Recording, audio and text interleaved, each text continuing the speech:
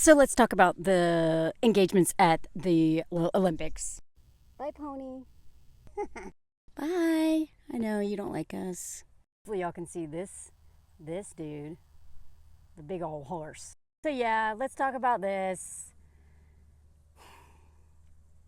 Proposing to your boyfriend of 9 years at the Olympics on a day you set a world record.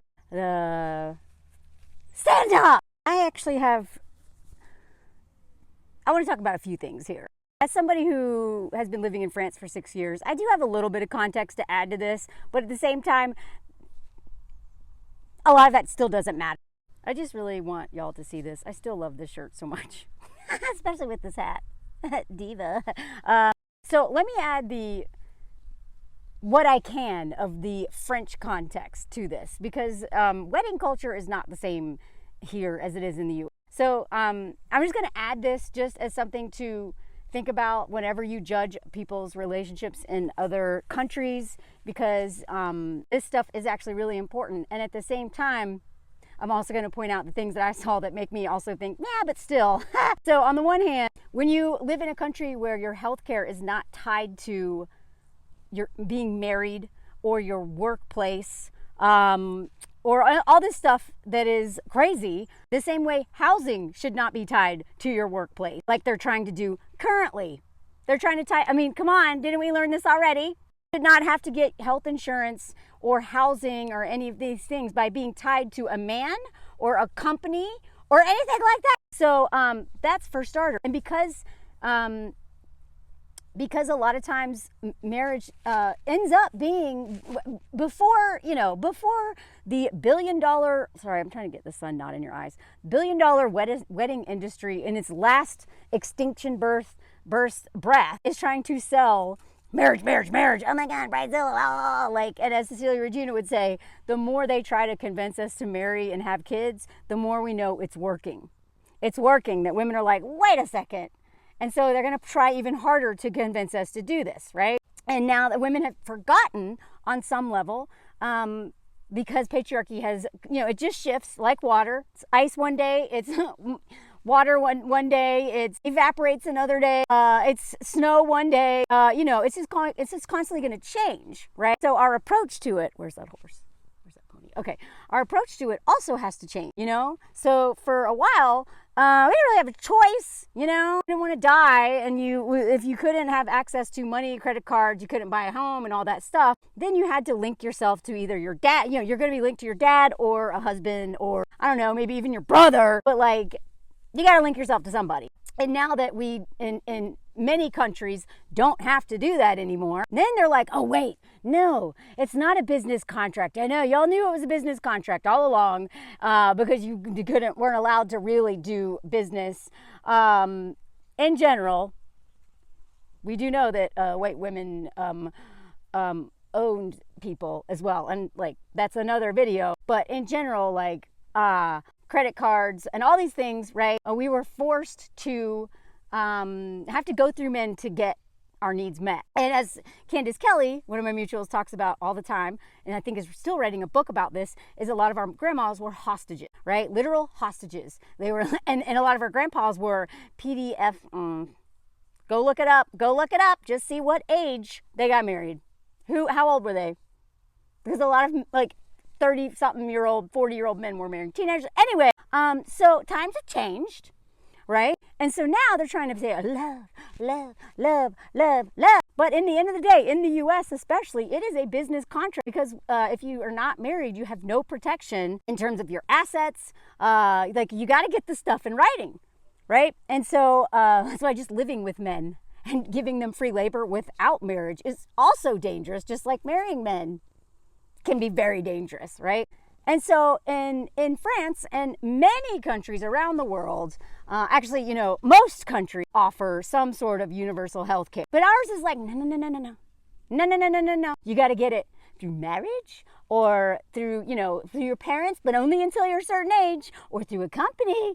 And thank God the Obamacare kind of changed that. Sorry, I'm paranoid that the horse is going to come over me. The Fabio as Erica named him, is mean. He's mean, actually. He's cute, but mean. And so I didn't have health insurance for most of my adult life because I did not make enough money to be able to afford like private whatever. And then before Obamacare, they like basically blacklisted me because insurance dropped me because they didn't want to pay for my knee when I fell while being a ski instructor. And they basically did something so illegal and I couldn't afford to actually sue them. So anyway, I just was without health insurance for most of my adult life because none of my jobs provided it as a freelancer and it was too expensive or private, whatever. So over here, that is out of the equation. You have the right, you have health care no matter whether you're married or not. That pressure to have this social security thing and that what comes with that is gone.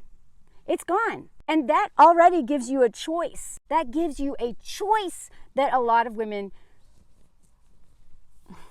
wouldn't get married if so many things didn't come from that. Also, it's changing now, and a lot of this is just the influence of the U.S. media, and how we blast everything. Laws, countries have been making laws for over 20 years to keep us from, like neocolonialism through media, like in France and Canada, India, and many countries. But feel free to tell me the ones that you know about that I did not just mention. We're so realize that with globalization and especially most of the media, movies, music, the apps, TV series, so much is coming from the U.S. They made laws that literally required countries to have a certain percent made in that country with that language, right?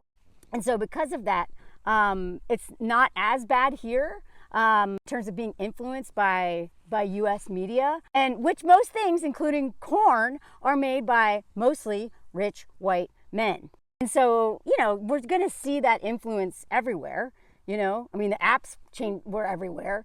Our stories, our movies, and everything. It goes all over the world. And that's not necessarily a bad thing because a lot of great stuff comes from us. At the end of the day, most of the big movies, TV shows and stuff and the media, the people at the top making all the decisions is still like rich white men. They are going to constantly reinforce patriarchy and capitalism, white supremacy culture, all that crap. They're going to keep doing it. Ableism, all of it.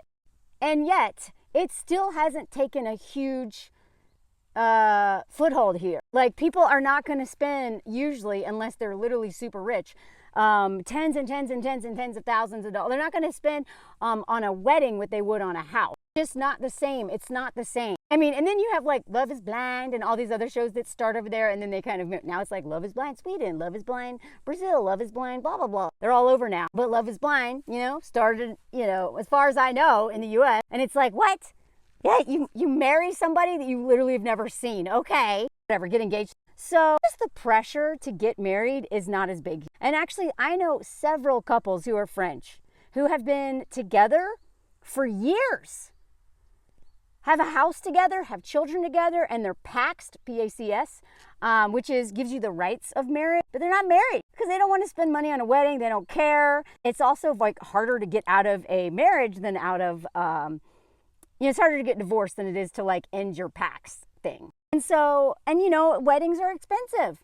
So like even like my sister-in-law has been with her partner since high school. They have a house, 2 kids, been together forever. They're not married. It's totally normal to not be married here. Like I think I know more people who have been together and are like down like the route of like lots of commitment. They're financially protected. They have all these other things, but they just don't care. They don't care. So the pressure is not the same. Pressure is not the same to have a big old diamond ring or have a giant wedding or have like da. And not saying it doesn't exist. It's just not the same. Even like the bachelorette and bachelor parties are like a kind of a bigger thing here now, but before they weren't that big. And of course they don't call them that. They call them bury the young girl, bury the young boy. So French. As somebody who got married in France to a French man, one of the reasons, besides being best friends and all the obvious reasons, was I didn't need healthcare or any of that stuff. But for us, it made so much more sense to have the security of being married for immigration. Because immigration, if I want to, especially because we got married during like the height of the pandemic, borders were closed. I couldn't go home. He couldn't go home. not be afraid of not being able to come back. Like I've told y'all before, you know, we got really worried when they started closing borders. We didn't know when they're going to open them again. They were closed for a year. So if someone in my family had gotten sick and I wanted to go home, he couldn't come with me. He was not allowed in the U.S. at all. And I wasn't sure if I'd be allowed to come back, even though I had my visa. But I know many women who went home and then got stuck because they closed the borders, and then they literally were separated from their fiancés or their boyfriends for a year or longer. So this created a big crisis, and that's why a lot of people got married. International couples, including us, like were put in a position where we were like, you know what, we know we want to do this, but like, why wait? Because immigration, the police, and those people, they don't care about love. Do you have your papers or not? Are you linked to a French person or not? If not, you don't have security. If you leave, you may not be able to come back, or if you go home, you can't bring them because they don't care about love. So, I mean, we probably would have dated a lot longer if the situation, the context of our lives hadn't created this question mark where we were like, oh, well, yeah, no doubt, of course we should do this, right? But that pressure doesn't really exist here. It is pretty normal for people to date a long time without getting married. And in fact, you know, I lived in Sweden for a while, and there's some Swedish people who follow me too. If I recall, it was pretty normal in several countries, and I believe Sweden too. I mean, I was a long time when I lived there, but I thought it was pretty normal for people to build a house together, have kids together, and get married after all that. Like, I was like, wow, people do it backwards. But a lot of that really ties down to the hyper-capitalist lack of social security, like because the way, how awful the U.S. is. So like, you don't even have the freedom to even decide what your timeline is if what you really want is security, when everything is tied to your job or a person, right? All your sense of security, your medical bills, whether you're going to die because you can't get treatment or be in debt the rest of your life because you're not married. You know, that creates a situation where marriage faster makes more sense, in addition to like the, you know, the purity culture being so intense there, and then just like the Christian national, like all that crap, right? So other countries, it's done differently, obviously. Y'all know that, but some of you don't know exactly what that looks like. And I'm just telling you, I have a friend, two friends, they're a couple, and they're paxed. They bought a place together. They travel together. They've been together for years. Like, it seems like there's no question that they are together for the long haul. But she doesn't want to get married. Because she says she's said that some women, as soon as they get married, the men seem to change. They get a little too comfortable.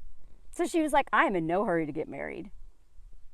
And they have the legal protection of Pax, because Pax gives them the tax, you know, advantages, gives you a little more, like whatever. I don't even know all the stuff with Pax, so obviously I'm probably like leaving out a lot of stuff. But you know, it's basically like life partner kind of stuff, but in writing, but also easier to dissolve than getting like an actual marriage certificate. So the pressure to get married, the social pressure, the need for it, the security that it gives, it's just not as bad here. So think about all that. Just because like somebody is dating for a really long time and it's not married doesn't mean that she's waiting for a shut-up ring. And yet, this case is absolutely a shut-up ring. Like worse than a shut-up ring, because of these couple of details. So if you just look at the story, I'll give you a better backdrop, because the horses are gone, but Moses sleeping, and that's cute. So she broke a record. She didn't win gold, and she came in fourth, but she still broke a record. European women's 300-meter steeplechase record. So even though she came in fourth and didn't medal, it marked the first time 4 women broke 9 minutes. So that's a big deal. So she didn't get a medal, but she still broke a record. Big deal, big deal. This is her day. This is what she's been training for, I don't know, maybe her whole life, or maybe not her whole life, but like a long time. And what does she do right away? Goes straight to the stand to hug her boyfriend. Gets down on one knee to propose with an Olympic pen. So, you know what's really sad is this is what we're gonna know her for now. I didn't know anything about this race. I didn't know anything about Alice Finot. I don't know how you say it. I should know how to say that, but I don't. Finot. What? Oh, sorry. But now all I know about her is the woman that everyone on the internet is making fun of for proposing to her boyfriend on her big day. And this is why I think it's a worse than a shut up ring. I told myself that if I ran under 9 minutes, knowing that 9 is my lucky number and that we've been together for 9 years, that I would propose. Y'all, this is so funny. This is like reminds me of Carrie in Schmegs in the City when she was like, oh my God. She would like always come up with these crazy little math equations being like, this must be love. Or, oh, look, he's only got 1 toothbrush. That means he loves me. So like this, like, come on, 9, maybe your lucky number, but you've been together 9 years and what? How? 9 minutes. That means it's fate. 999, propose, of course. What else would I do other than celebrate my big day and this huge accomplishment? What else would I do but center a man in my biggest moment? And Cecilia Regina talked about this. This is what women do all the time to justify this kind of stuff. You know, I mean, whatever, like, I love, like, I don't play by rules. And I tell you all the time, you know, you make your own rules in marriage, you know? A lot of the rules of, like, a heteronormative marriage are totally to favor men. So, like, you can make your own rules. But this kind of thing is just, like, being like, look, I'm a feminist, so I'm just, like, doing what any feminist would do. I don't like doing things like everyone else. I'm a rebel. Since he hadn't, this is why it's a shut up ring. Since he hadn't done it yet. That's all we need to know. That right there. The 9 years thing, I can look over that because again, given the context and given how many people I know who don't care about that. It's he hadn't done it yet. That means she's been waiting. She wants it. She's been waiting. He hadn't done it yet. Have y'all talked about it? Have you discussed why he hasn't? Does he want to? Did he know you're going to do this? Did he know that you were cooking this up? Because this is kind of weird to put him under this pressure. He hadn't done it yet. I told myself that maybe it was up to me to do it. That right there. Y'all didn't discuss it? That is why I'm worried about it. That's why I'm embarrassed for her. Because instead of this beautiful moment that maybe we wouldn't know who she is, most people, you know, now everybody knows. I mean, not everybody knows, like, she's not a household name, but like, this is what you're going to go down for. This is your legacy. Stand up, right? But this is your legacy of being desperate. And instead of having a conversation about it at a certain point, this saying, you know, I told myself that maybe it was up to me. This is how she told on herself. Unless this is not translated correctly into English, this I find very disturbing because that means A, she wanted marriage, and B, she didn't even talk to him about it. Why are y'all paxed? What's happening? Why do you want marriage, but why haven't y'all talked about it? And you making the assumption that you guys got to do it because he's not going to. And what better day than maybe the most important career moment of your life? What better day than to make it about him? And then she gives him this pin and on it says, love is in Paris. Like, that's not romantic. I don't know. It's weird. I mean, it doesn't look like he hates her. But still, y'all don't do this. All you're saying is that I'm desperate and like you already have the upper hand because of patriarchy.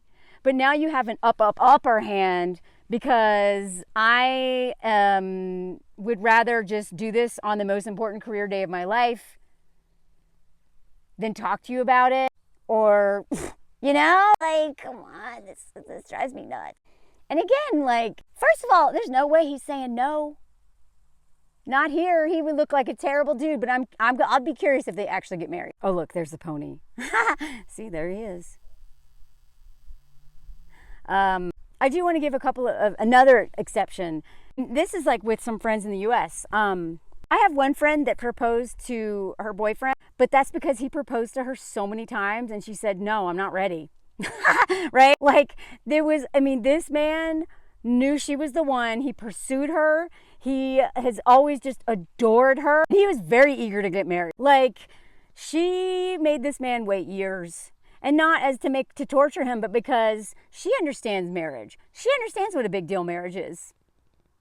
And I think she always knew she wanted to be married to him. There was never any doubt that he wanted to marry her. And again, he asked her several times and she was like, I'm not ready, I'm not ready. So then when she finally was like, yeah, I think I'm ready, she proposed to him, but it wasn't in public. It was a very private thing. It was very special and it was cute. So exception in my mind that it's like not kind of humiliating for a woman to be the one proposing is if like either A, like it is it's been him driving the commitment, the relationship for a long time, and she needed to do it in her own timeline. Because that is also one thing I really hate about proposals. It is like, I think we need to normalize women saying, no, I'm not ready. Can we talk about it? It's not no forever, but like, you know, because a lot of times men know right away.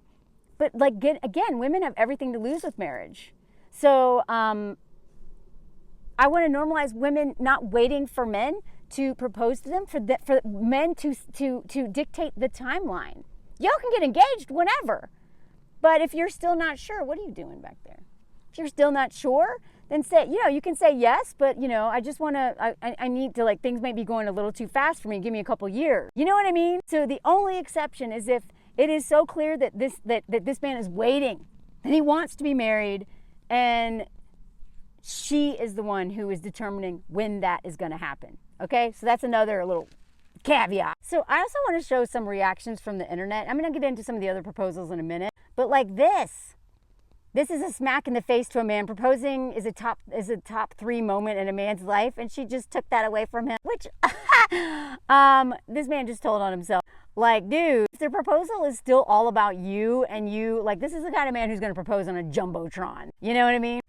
I don't like this mindset, but at the same time, you know, like, if that's like, if you know, like that kind of proposal thing. Oh, there's the pony right there. Like a lot of women do want that moment of being proposed to, and some men are super romantic or whatever, or just like always like wanted to like do something really special and treat her. And so yeah, like even though I don't like this dude's where he's coming from, it's a good point that like maybe he was. I doubt it, but you know, like. You proposing because he just won't, and never good idea. Because you're always going to look like a fool unless it is like some of the exceptions I talked about. I love this. Girl, get up. Congrats to her and her record. See, the record is mentioned second. This is going to overshadow her record forever. And then if it doesn't work out, now she's like, oh, the woman who proposed at the Olympics after she set the record, they're divorced now.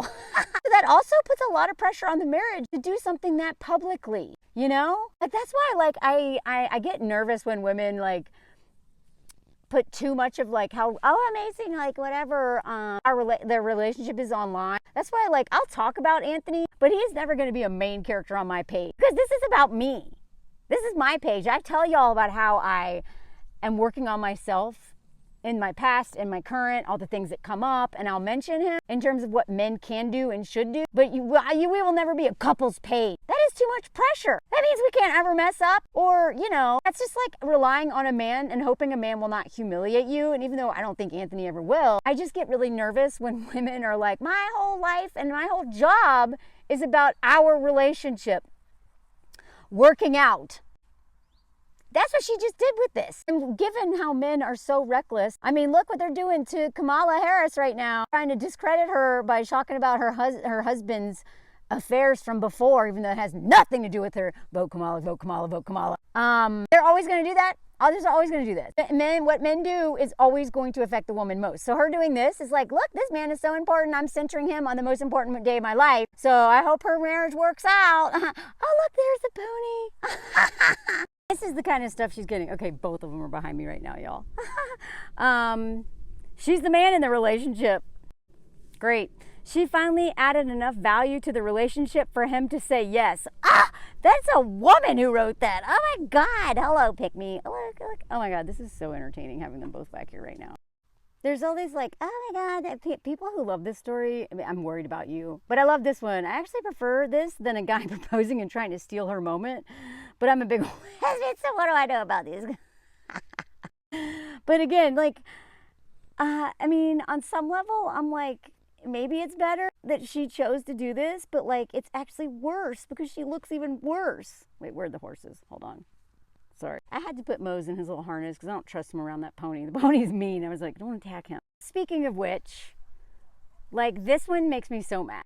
Because, again, like, even the headlines, with the exception of, you know, some of us, the headlines are like this. Surprise engagement.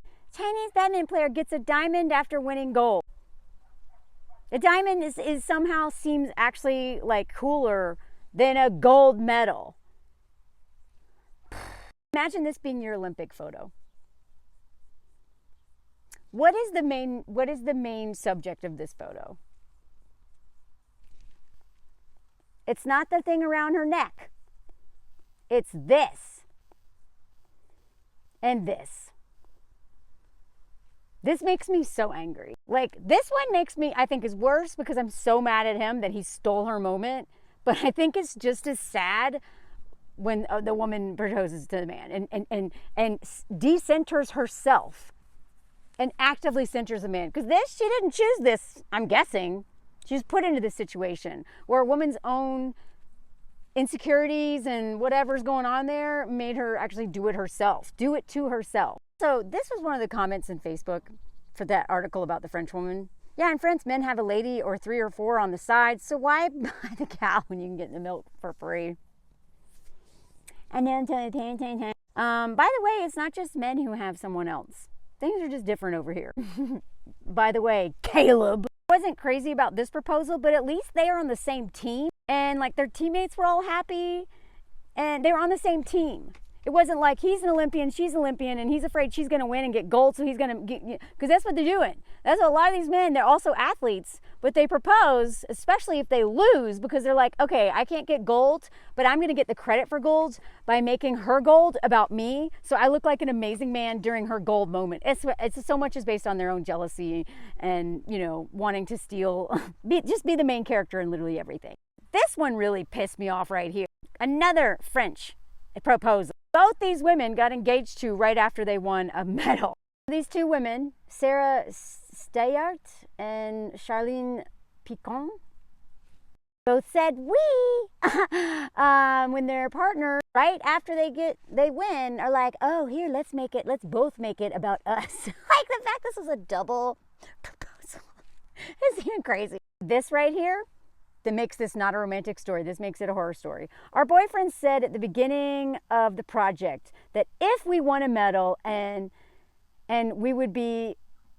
we won a medal, we would be engaged. But mine said, this makes me so mad, only gold or silver. So after the medal race, I said, okay, so I will not be engaged. Because clearly, I guess she wants to be engaged. Otherwise, she wouldn't care. Imagine winning a medal and being disappointed in your medal, not because you're disappointed in yourself, but because that's what this means. Because he was like, only silver and gold. And the sailors got back to the beach in Marseille. Both the boyfriends were waiting to propose. Of course we said yes. This part right here, though. There's an amazing moment on the beach. She said, joking that it had been easy for their boyfriends to promise marriage 3 years ago because at the time they did not think that the pair would go on to win a medal. That's why this is a horror story. This is not a love story. This is a horror story. This is literally like Dax and Kristen, Angelina and Brad, which now we know how that one turned out. So many, I've done videos on men who were saying, well, I don't want, it's not fair for us to get married. It's, not everyone can get married. And they literally hid behind gay marriage passing. And then as soon as it passed, Kristen, what's her face? And tweets at Dax, now, and then they have a courthouse wedding, and it's so stupid. And she looks desperate. And then when you see their marriage, y'all, I did a whole breakdown on them. Don't make me talk about them again. That couple is a nightmare. That is not couples goals. That dude is like an entitled king baby who doesn't like her, talks so much crap about her. And she, again, looked like the French lady by being like, now can we get married? You said when these men did the same thing. Yeah, we'll get married if you get a medal, but it's got to be silver or gold. So it's easy for them to promise and hang that over their head. And now they're like, okay, I guess we got to do that. That is not romance. I'm so sorry. Even given everything I said about France and the differences, that right there still tells me it's a shut-up ring. Shut-up rings are not cute. They're not romantic. They humiliate women. This is not romance. Blech. Anyway, follow my Patreon. Cecilia and Regina and I just went live yesterday. You can see the whole thing if you're in the top 2 tier. I have a new live with one of the lawyers that took down Larry Nassar. Y'all know who he is, right? In September, I've got a lot of stuff going on, travel, personal stories, blah, blah, blah. Go over there. Anyway, or just be notified when I do stuff so that you don't forget I exist if the algorithm doesn't like me one day. Anyway, let me know if you heard the comment song. Et voila! Pony, pony, pony. That's it, pony. In the rich man's world. Pony, pony, pony, comment song. Pony, pony, pony. That's it, pony. In a pony world. Welcome to the weird comment song. I don't know the rest of the song. I just know the little chorus of ABBA. Roll, roll, roll in the hay pony. I'm not singing the right song anymore. Hey pony, pony, pony, pony, pony, pony in a rich man world. Leave a comment. Please write some comment. Write some comment. Write some comments. Poor little horse. Look at that pony. Look, Sharon's a stick to eat. The pony, he's actually a big old jerk. I know he doesn't look like one. Pony, pony, pony. Leave a comment. If you're new here, this is something weird that I do every video now. Money, money, money. Look at that shot. Pony, pony. Look at those teeth. Pony, pony, pony. Oh, cute pony. Fabio, pony song is ending now. Leave your comment. 3, 2, 1. Et voila, let me know if you heard this. Bye.